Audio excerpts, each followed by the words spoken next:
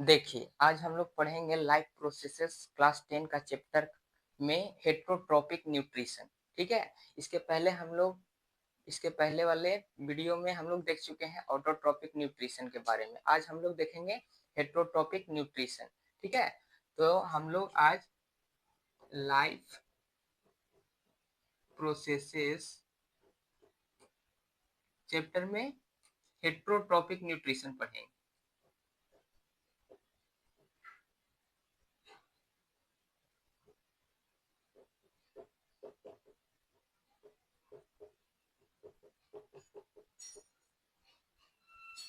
देखिए, heterotrophic nutrition का मतलब क्या होता है, इसको समझिए। हेट्रो का मतलब होता है अदर, हेट्रो का मतलब अदर,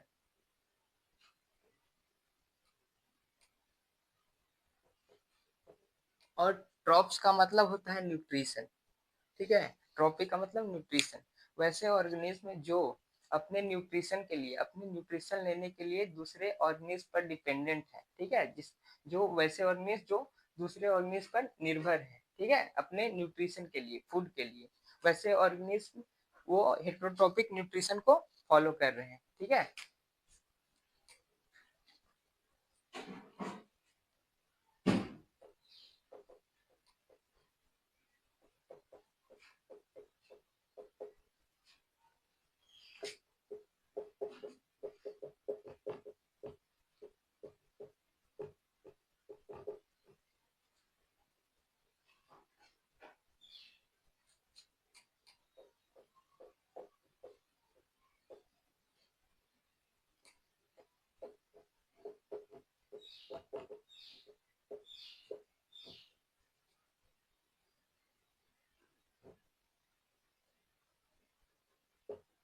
ठीक है, तो हम लोग इस तरीके से इसका डेफिनेशन लिख सकते हैं। हेटरोट्रॉपिक न्यूट्रिशन में क्या है ना, कि heterotrophic nutrition organism do not prepare their own food. ठीक है। हेटरोट्रॉपिक न्यूट्रिशन में जो ऑर्गेनिज्म होते हैं वो अपना खाना स्वयं नहीं बना सकते हैं, वो दूसरे ऑर्गेनिज्म पर डिपेंडेंट है अपने भोजन के लिए। ठीक है।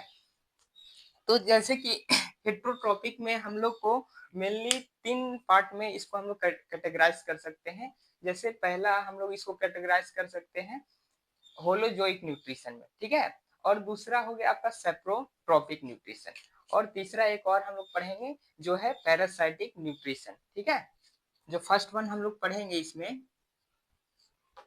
वो हो गया आपका holozoic nutrition.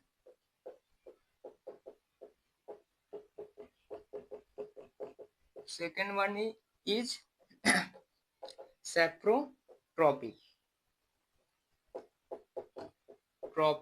Nutrition and third one is parasitic nutrition. ठीक है। तो हम लोग को हेटरोट्रॉपिक न्यूट्रिशन में ये मेनली तीन पार्ट को में जो कैटेगराइज किया गया है उन तीनों को हम लोगों को पढ़ना है एक एक करके। ठीक है। पहला है जो हमारा होलोजोइक न्यूट्रिशन है। ठीक है। जिसको हम लोग अपनाते हैं, ह्यूमन बींग्स जिसको अपनाते हैं। ठीक है। इसको हम लोग पूरा डीपली देखेंगे। उसके बाद है सेप्रोट्रॉपिक न्यूट्रिशन। ठीक है। इसमें सारे डिकम्पोजर्स आ जाते हैं, जैसे कि हमारे जो इन्वायरमेंट में बायोडिग्रेडेबल वेस्ट होता है उसको डिकम्पोज करता है। ठीक है। उसको सोयल में जो मिक्स कर देता है उसको हम लोग डिकम्पोजर्स कहते हैं। ठीक है। तो इसमें सेप्रोट्रॉपिक्स में सारे डिकम्पोजर्स आ जाएंगे। ठीक है। और उसके बाद एक लास्ट आपका पैरासाइटिक न्यूट्रिशन है। ठीक है। इसमें हम लोग देखेंगे कि वैसे ऑर्गेनिज्म जो मतलब कि अपने फूड के लिए दूसरे ऑर्गेनिज्म पर फिट ये बैठ करके उससे न्यूट्रिशन ले रहे हैं। ठीक है। दूसरे ऑर्गेनिज्म पर रह करके उससे न्यूट्रिशन ले रहे हैं और उनको बिना हानि पहुंचाए। ठीक है। बिना मतलब कि उनको नुकसान पहुंचाए। ठीक है। ये इसमें हम लोग पढ़ेंगे पैरासाइटिक न्यूट्रिशन। ठीक है। एक एक करके अब हम लोग पूरा एक्सप्लेनेशन के साथ पढ़ेंगे। ठीक है।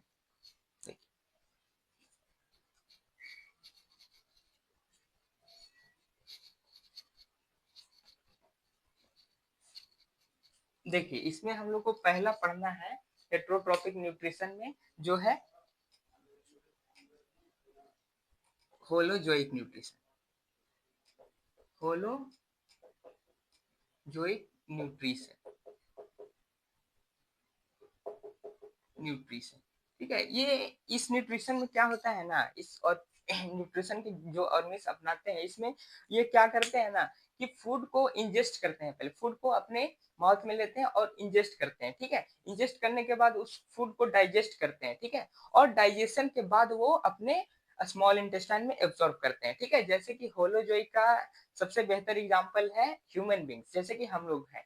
ठीक है, तो इसमें क्या हो रहा है ना कि पूरा फूड है जो होल, पूरा अपने होल फूड को, जितना भी फूड है उसको अपने बॉडी में इंजेस्ट कर रहा है, उसके बाद बॉडी में ही डाइजेशन हो रहा है और एब्जॉर्प्शन हो रहा है। ठीक है, जैसे कि हम लोग पढ़े हैं ना कि फूड को डाइजेस्ट करते हैं हम अपने बॉडी में, उसके बाद स्मॉल इंटेस्टाइन में हम लोगों का फूड का जो है वो एब्जॉर्प्शन होता है। ठीक है, तो वैसे ऑर्गेनिज्म जो वो होलोजोइक न्यूट्रिशन को फॉलो करते हैं। ठीक है, तो इसका हम लोग डिफिनेशन लिख सकते हैं, in holozoic nutrition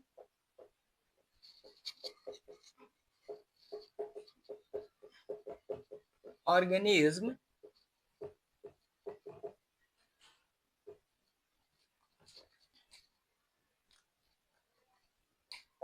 take whole food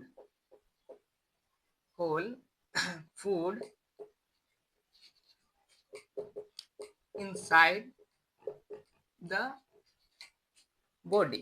ठीक है, इसमें क्या करते हैं कि जो जितने भी ऑर्गेनिज्म है ना होलोजोइक न्यूट्रिशन को फॉलो करते हैं, वो पूरे फूड को अपने बॉडी के अंदर इंजेस्ट करते हैं, बॉडी को अंदर पूरे फूड को ले लेते हैं। ठीक है,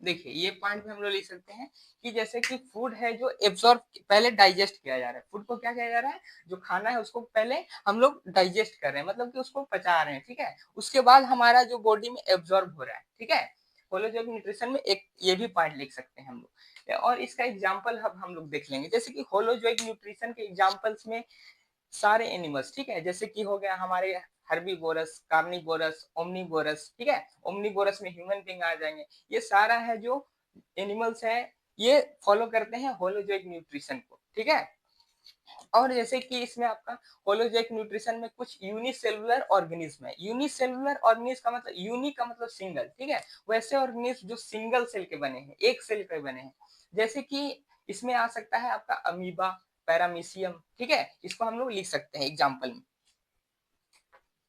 एग्जाम्पल्स। ठीक है, एग्जाम्पल्स में एनिमल्स आ जाएंगे, एनिमल्स। एनिमल्स में आपके हर्बीवोरस हो गए,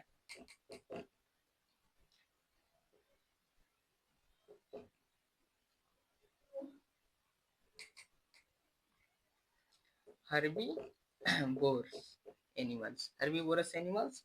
दूसरे हो गए आपके कार्निवोरस, कार्निवोरस एनिमल्स, और ओमनीवोरस हो गए, ओमनीवोरस। ओमनीवोरस में ही ह्यूमन बींग आता है।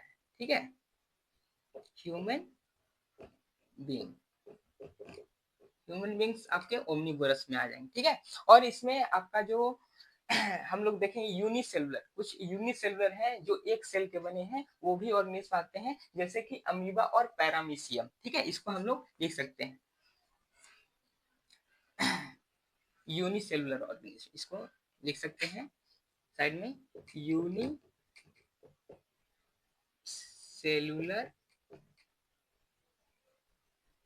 Organism, organism. ठीक है, यूनि का मतलब सिंगल होता है। ठीक है, और सेलुलर का मतलब सेल, जो सिंगल सेल के बने हैं उनको हम लोग यूनिसेलुलर कहते हैं। ठीक है, यूनि का मतलब सिंगल, जो सिर्फ सिंगल मतलब कि एक सेल के बने हैं, वैसे ऑर्गेनिज्म को यूनिसेलुलर हम लोग बोलते हैं। ठीक है, और वैसे ऑर्गेनिज्म जो बहुत सारे सेल के बने हैं, मल्टी सेल के बने हैं, उनको हम लोग मल्टी सेलुलर कहते हैं। जैसे कि एनिमल्स, एनिमल्स सारे एनिमल्स हैं जो मल्टी सेलुलर है। ठीक है, यहाँ देखिए यूनिसेलुलर में एग्जाम्पल में हम लोग लिख सकते हैं अमीबा, अमीबा और आपका एक पैरामीशियम, मीशियम, ठीक है। तो ये आपका पूरा होलोजोइक न्यूट्रिशन हो गया। उसके बाद हम लोग सेकेंड वन पढ़ेंगे जो है हम लोगों का सेप्रोट्रॉपिक न्यूट्रिशन, ठीक है।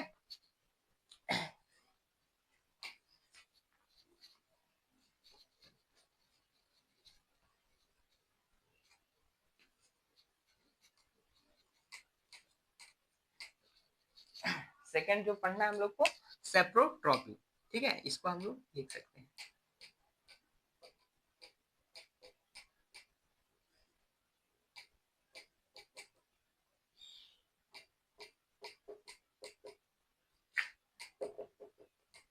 देखिए सेप्रोट्रॉपिक न्यूट्रिशन, ठीक है, इसको जो फॉलो करते हैं, इसको जो अपने न्यूट्रिशन इस तरीके से लेते हैं, सेप्रोट्रॉपिक न्यूट्रिशन जो लेते हैं, सारे आपके डिकम्पोजर्स हो गए, ठीक है। डिकम्पोजर्स का मतलब वैसे ऑर्गेनिज्म जो हमारे बायोडिग्रेडेबल वेस्ट को वो डिकम्पोज कर दे रहे हैं सोयल में, ठीक है, उनको हम लोग डिकम्पोजर्स बोलते हैं। जैसे कि इसको इसमें सारे डिकम्पोजर्स आएंगे,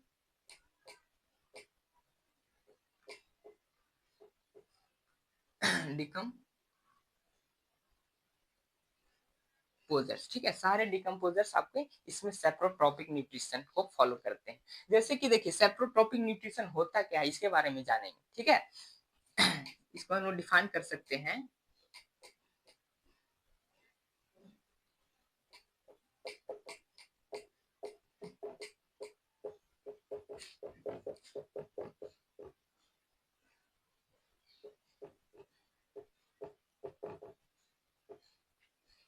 ऑर्गेनिज्म feed on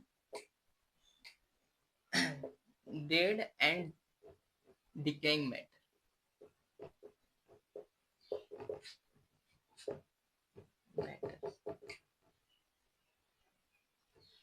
ठीक है। इसमें सेप्रोट्रॉपिक न्यूट्रिशन में वैसे ऑर्गेनिज्म होते हैं जो dead and decaying decaying matter पर वो बैठते हैं, ठीक है, वो उससे न्यूट्रिशन को लेते हैं, ठीक है। डेड डेड का मतलब जो मरा हुआ है और डिकेइंग का मतलब जो सड़ा हुआ है, ठीक है, उस पर वो जाकर के बैठ के अपना न्यूट्रिशन को लेते हैं, ठीक है।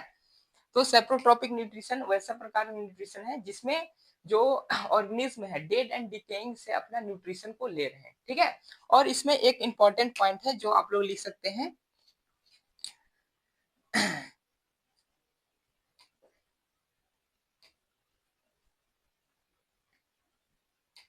न्यूट्रिएंट्स न्यूट्रिशन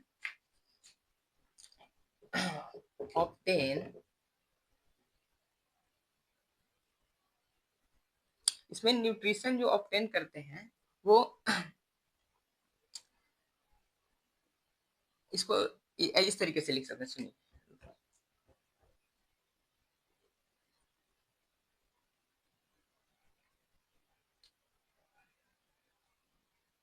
इसमें सेप्रोट्रॉपिक न्यूट्रिशन में जो अपने फूड को है ना वो एक्सटर्नली डाइजेस्ट कर देते हैं, ठीक है, मतलब कि बाहर में डाइजेस्ट कर देते हैं, वो एंजाइम की मदद से केमिकल कुछ निकालते हैं अपने अंदर से केमिकल सब्सटेंसेस, और उसकी मदद से वो जो कॉम्प्लेक्स फूड होता है बाहर में उसको सिंपलर फूड में वो कन्वर्ट कर देते हैं, छोटे छोटे फूड में कन्वर्ट कर देते हैं, और उसके बाद वो एब्जॉर्ब करते हैं, ठीक है, फूड को।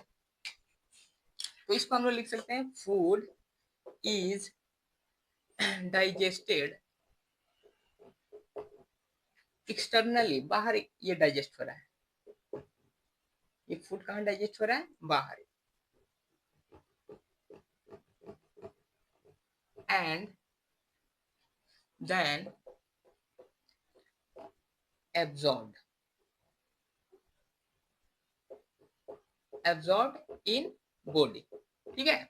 ये एक इंपॉर्टेंट पॉइंट है। जैसे कि ये सेप्टोट्रॉप्स होते हैं ना, ये फूड को पहले इंजेस्ट नहीं करते, फूड को बाहर ही रहने देते हैं और वो अपने अंदर से कुछ केमिकल निकालते हैं सब्सटेंसेस, या अपने बॉडी से एंजाइम्स को निकालते हैं, और वो पूरे फूड को, ठीक है, पूरे छोटे छोटे मॉलिक्यूल्स में तोड़ देते हैं, कॉम्प्लेक्स फूड को, हार्ड फूड को वो छोटे छोटे मॉलिक्यूल्स में तोड़ देते हैं, और उसके बाद वो सारे फूड को अपने अंदर एब्जॉर्ब कर लेते हैं, ठीक है, अपने अंदर एब्जॉर्ब कर लेते हैं, ठीक है। उसके बाद इसके एग्जाम्पल देखेंगे हम लोग।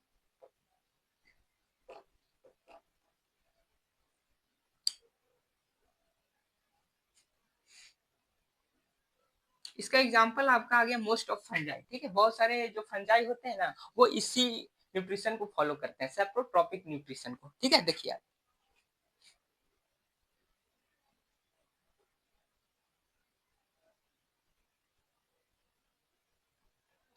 इसमें आपका आ गया मोस्ट ऑफ फंगी, ठीक है। फंगी में आपका आ गया ब्रेड मोल्ड, इसको हम लोग ब्रेड मोल्ड को राइजोपस भी बोलते हैं, राइजोपस, ठीक है। ब्रेड मोल्ड हो गया आपका, मशरूम हो गया, ठीक है। और आपका ईस्ट हो गया जो यूनिसेलुलर है, ठीक है। देखिए ये सब ये सब जितने भी हैं फंजाई, ये सब सब सेप्रोट्रॉप्स हैं, ठीक है, जो सेप्रोट्रॉपिक न्यूट्रिशन को फॉलो कर रहे हैं। जैसे कि ब्रेड मॉल्ट हो गया, इसको हम लोग राइजोपस भी बोलते हैं, जो इस न्यूट्रिशन को फॉलो करता है। मशरूम हो गया, ठीक है, वो भी एक प्रकार का फंजाई है जो फॉलो करता है सेप्रोट्रॉपिक न्यूट्रिशन। उसके बाद ईस्ट हो गया, वो भी फॉलो करता है सेप्रोट्रॉपिक न्यूट्रिशन। उसके बाद देखिए एक कुछ बैक्टीरिया भी होते हैं, जैसे कि इसको बैक्टीरिया को हम लोग लिख सकते हैं ई कोलाई, एक बैक्टीरिया है जो सेप्रोट्रॉपिक न्यूट्रिशन को फॉलो करता है। इसका एग्जांपल लिख सकते हैं सम बैक्टीरिया। बैक्टीरिया में जैसे कि आपका आ गया ई कोलाई, ठीक है। ई कोलाई एक बैक्टीरिया है जो फॉलो करता है सेप्रोट्रॉपिक न्यूट्रिशन को, ठीक है। इसके बारे में ये पूरा हो गया। उसके बाद हम लोग पढ़ेंगे लास्ट वन जो है बचा हुआ, वो पैरासाइटिक न्यूट्रिशन, ठीक है, उसको देखेंगे।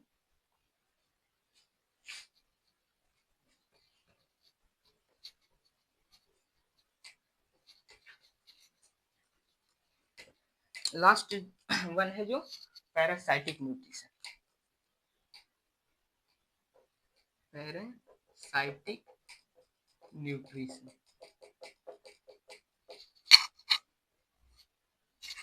देखिए पैरासाइटिक न्यूट्रिशन होता क्या है, इसको समझिए।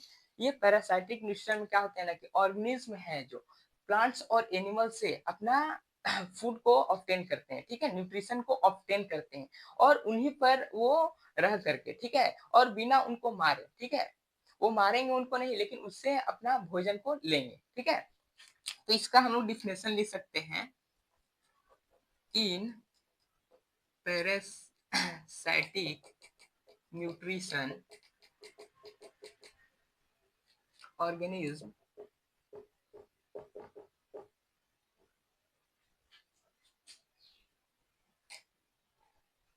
obtain nutrition from plant and animal without killing them, ठीक है, without killing them, ठीक है। इस न्यूट्रिशन में क्या होता है ना कि जो ऑर्गेनिज्म है वो प्लांट से या एनिमल से उसी पर रह करके वो न्यूट्रिशन को लेंगे, अपने पोषण को लेंगे और उनको वो मारेंगे नहीं। जैसे कि आप लोग एग्जांपल में इसे समझ सकते हैं, जैसे कि हम लोगों को ये जू वगैरह होता होगा, पालों में जू वगैरह हो जाते हैं, जैसे कि वो एक प्रकार का पैरासाइटिक न्यूट्रिशन लेता है। जू है जो हमारे ब्लड से, ठीक है, हमारे जो सिर पर ब्लड को सक करता है, ब्लड को चूसता है और ब्लड में हमारा बहुत सारा फूड है, फूड के रूप में ग्लूकोज के रूप में, ठीक है, ग्लूकोज है हमारे ब्लड में, क्या है, ग्लूकोज। तो ग्लूकोज क्या है, फूड है, ठीक है। और वो जो जू होते हैं वो ब्लड को सक करते हैं, ब्लड को चूसते हैं, ठीक है, और वो अपना न्यूट्रिशन लेते हैं, ग्लूकोज ले लेते हैं ब्लड से, ठीक है। और वो हम लोगों को कोई हानि भी नहीं पहुंचाते हैं, किल हम लोगों को किल भी नहीं करते हैं, ठीक है। उसके बाद देखिए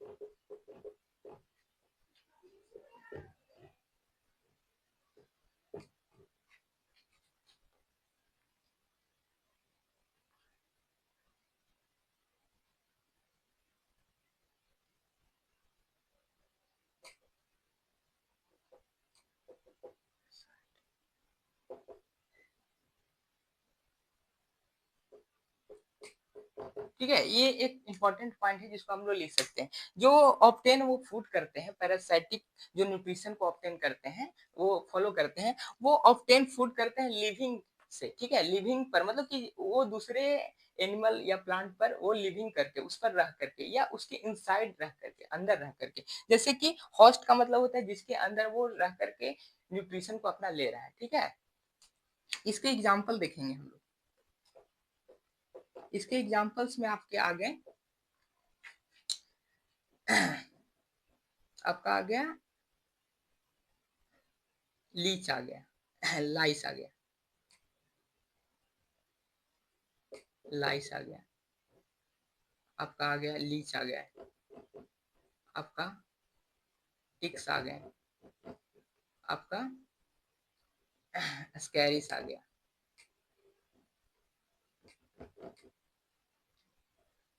और इसका देखिए, ये सब एग्जाम्पल है पैरासाइटिक न्यूट्रिशन को जो लेते हैं। ठीक है, जैसे कि आपका लीच हो गया, लाइस हो गया, लीच हो गया, टिक्स हो गया, जो जैसे कि डॉग्स वगैरह पर टिक्स रहते हैं, वो उनसे ब्लड को सक करके न्यूट्रिशन को लेते हैं, जैसे अस्कैरिस हो गया। ठीक है, ये सब एग्जांपल्स हैं पैरासाइटिक न्यूट्रिशन के। ठीक है, और पैरासाइटिक न्यूट्रिशन में प्लांट्स भी कुछ आते हैं, उनके नाम जानेंगे। देखिए,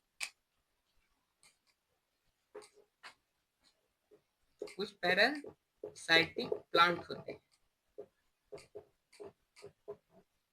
एक प्लांट है जिसका नाम है कस्क्यूटा।